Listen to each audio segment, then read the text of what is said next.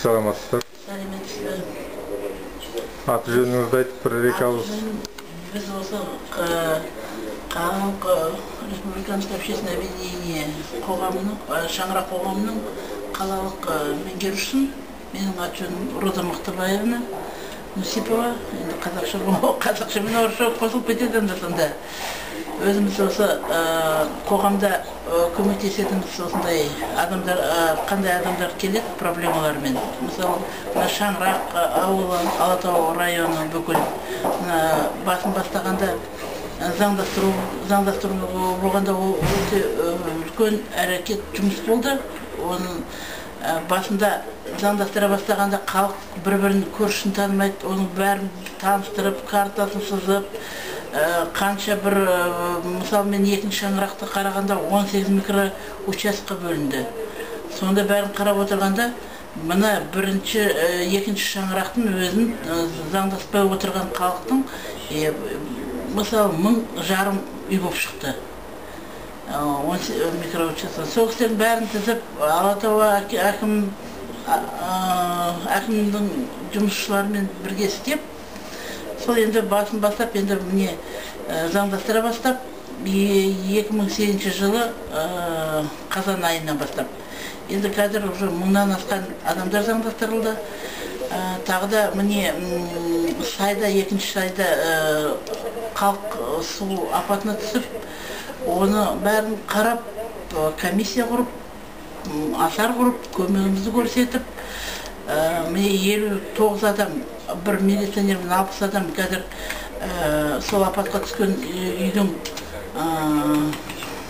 бәрін зерттеп, қазір 5-ші Шаңыраққа көшетін болды. 4-ші июльде мына Алатау районының презентация дейді ғой, үлкен той болғалы жатыр, сонда кілттерді беріп кісілерге сол 5-ші Шаңыраққа көшіріледі. Екінші 78 үй салынып жатыр. Мына суға кіріп, құламай, бірақ та асты полын бәрін су басып кетіп, сол қазір андай тұруға жарамайды деген үйлерді көшіреміз. Сол енді айтып жатқан Алатау район 5-ші Шаңырақта 4 көше тұрғынды болады. ПДЖ істет андай, жай қалғандары многоэтажный үйлер болады деп жатыр. Соған көшіре бастаймыз, көмегіміз сол. Қаладан да келеді, мен қанша халықтар келіп жатыр, общежитиеде тұрып, мына Аль-Фараби, Роза Бакиевада неде детсадта тұрып, 10 жылдай заңдаспай, соны халық көмегімен келеді, сұрап, сонда көмегіміз біздің заңды қалай көмектестірсек деп сол көмегімізді көрсетеміз. Передачаны қарап, бәріне айтып келіп жүрдім. Мына жерде Арухов деген бізде қоғам бар, балалармен бірге жұмыс жасайды, студенттермен жасайды. Қазір ол жерде төрағасы Бақытжан Төрегожина деген сол кісі осы жерден көп келеді, осыларға обязательно көрсетіп айтып, атып болмас. Олардың да еңбектері зор істеп жатқан студент балалармен. Сондай ішкіде қандай проблемалар бар, соларды көтереді студенттермен бірге. Біз енді қазір бізге жалғыз Шаңырақтан келмейді, бүкіл Алматыда мысалы қанша адамдар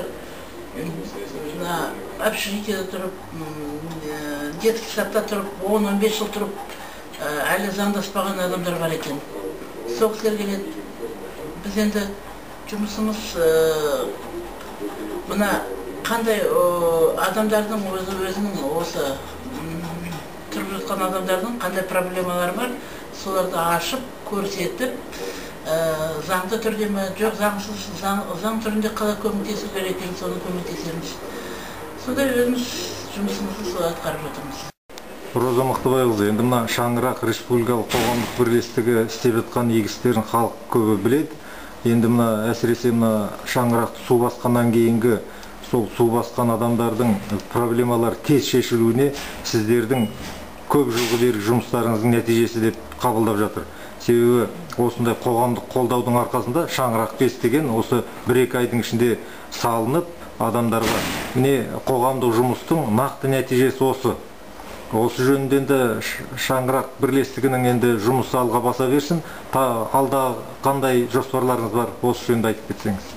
Жоспарларымыз көп. Қазір мына ішкі көшпелі халықтар дейді ғой. Сол кісілерді қазір зерттеп жатырмыз. Ішкі миграция. Ішкі миграция дейді ғой қазір, иә.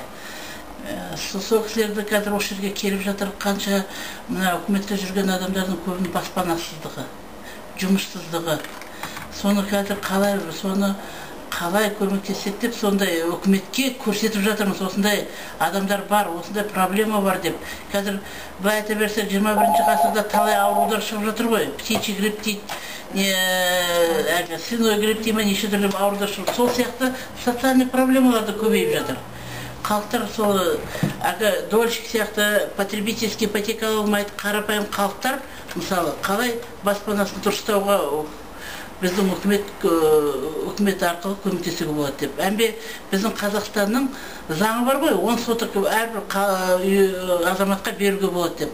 Сол заң істелінбей жатыр.